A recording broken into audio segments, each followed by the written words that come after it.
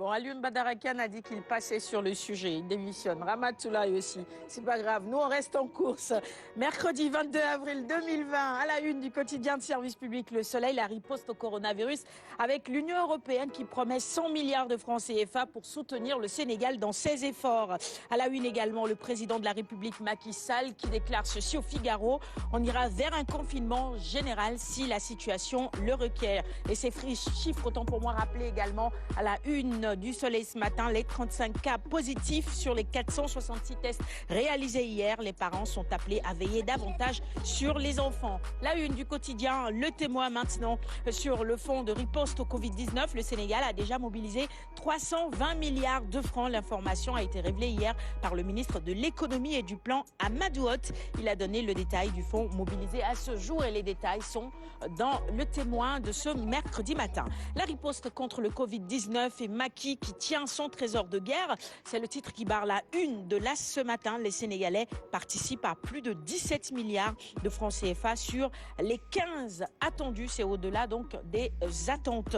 Le compte du fonds Force Covid-19 affiche plus de 32 milliards au trésor.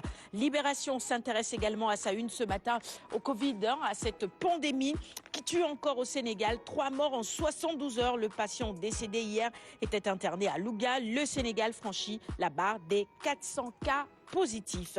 Enquête qui mène l'enquête ce matin sur la lutte contre la propagation des cas communautaires, l'appel des tests massifs.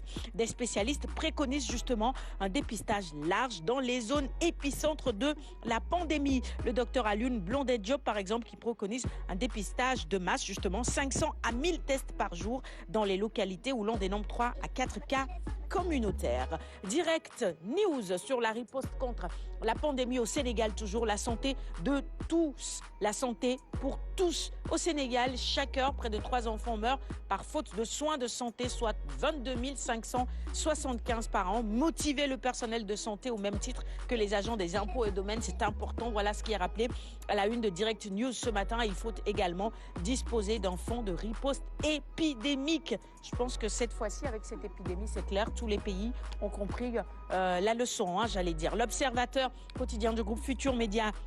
On reste avec cette pandémie du Covid-19 au Sénégal. Les secrets du 6e mort du coronavirus, son arrivée aux urgences à Louga, son diagnostic post-mortem. Eh bien, tout ça en détail dans l'Obs de ce matin. L'enfer du confinement à Ngor Djarama raconté ce matin par la sœur du cas positif de Gueule-Tapée.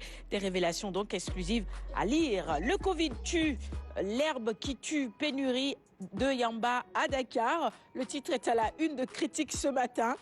Pénurie de Yamba à Dakar, le Covid tue, l'herbe qui tue. Ça, c'est plutôt une bonne chose parce que fumer cette herbe-là, ce n'est pas bon pour la santé. Et si le Covid peut freiner ça... Pas de problème aussi, hein. Un état de manque aussi, c'est un autre problème qu'il faut gérer. Je suis venue ici avec le docteur Bad du CEPIAT. C'est l'occasion peut-être pour ceux qui sont accros à cela de se rendre au niveau de ce centre pour une meilleure prise en charge. Exact. Allez, la une de Critique, c'est également la gestion de la pandémie du Covid-19. Macky négatif au mimétisme. Il va de soi que si l'évaluation de la situation requiert un confinement général, nous le ferons sans hésiter pour dire tout simplement que le chef de l'État n'est pas dans le mimétisme. Au contraire, il parle et il agit. Sud Quotidien, à l'instar des élections municipales, législatives et des collectivités, le mandat de Macky Sall chahuté par le Covid-19. Évidemment, c'est difficile un peu partout dans le monde. Ce n'est pas seulement au Sénégal, c'est partout. Les célébrations des fêtes d'indépendance, on ne fait plus rien. Et puis, c'est difficile, comme je disais tout à l'heure, sur toute la planète en raison de cette pandémie. Grand place, maintenant, à la une, le monde rural et ses 1001 cas économiques.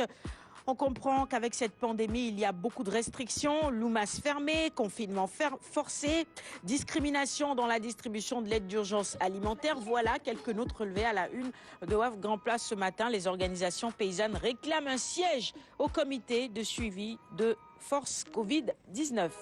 L'évidence sur le retrait des enfants de la rue, on en parlait un peu hier. Un test pour Ney Sali Diop. Pour le moment, on constate tout de même qu'il y a de moins en moins d'enfants dans les rues de Dakar. La Tribune, quotidien du groupe des médias sur les marchés, le ndogu, le couvre-feu, les poches trouées et les cas communautaires, le ramadan de toutes les peurs. Ça va être compliqué. Et c'est dans quelques jours, hein. C'est bientôt, c'est cette samedi. semaine. C'est cette semaine. Ouais. Ça peut être jeudi, hein. On y est déjà. Ça peut être demain, hein. On y est déjà, hein. Ça va être un ramadan bien particulier. De toutes les façons, ce qu'il faut retenir, c'est que le ramadan n'est pas reporté en raison du Covid. Voilà, surtout. On va jeûner, on va observer le jeûne du ramadan pendant un mois, même si ça va être des circonstances assez particulières cette année. Le quotidien sur le fonds commun déterré par les magistrats après son abrogation en 2012 comme l'ancien, il sera alimenté par les amendes. On va vers les quotidiens sportifs. Stade avec les Lions et la Tanière. Aujourd'hui, c'est Mendy, meilleur que Tony. C'est une interrogation, hein. Bon, je ne sais pas. Est-ce que Mendy serait meilleur que Tony? 7 sélections, 5 clean sheets, numéro 3 propulsé rapidement en numéro 1. Il faut dire quand même que la génération de 2002 était une génération dorée. Donc, difficile de faire une comparaison comme celle-ci. Excellent en club et en sélection. Il l'est. On leur souhaite évidemment de briller autant que la génération 2002. Record maintenant sur Bombardier, admis à la retraite. Il aura 45 ans en octobre. Bombardier aura donc 45 ans, je le disais, en octobre prochain. Il est rattrapé par la limite d'âge fixée par le CNG et ne peut plus par conséquent disputer de combat dans l'arène. C'est dire qu'il va quitter sur une défaite finalement. Sous nos lampes, on reste dans la lutte avec Yekini Balagueye 2 du 22 avril 2012. Un combat de légende qui nous est rappelé ce matin. Historique, mémorable, inoubliable ce combat. Balagueye qui bat Yekini. Là, ça me fend le cœur parce que ce combat, je peux pas l'oublier. Moi, mon lutteur, c'est Yekini. Vraiment. Le plus absolu. Assumez, Yekini. Bon, allez, si vous voulez revoir les images de ce combat en détail, vous achetez Sous nos lampes de ce matin. Il y a tout ça dedans. C'est tout pour la revue des titres du jour. On va offrir les quotidiens à notre invité de ce matin. Alioune, hop, on fait comme d'habitude. Tu te nettoies les mains avant de lui offrir ses quotidiens. C'est ça. Voilà.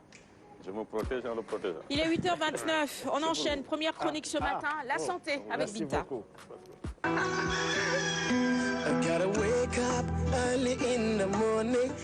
Il y a déjà des questions pour notre invité sur notre page Facebook. Samba Guissé qui aimerait savoir la signification du chiffre 19 en mathématiques.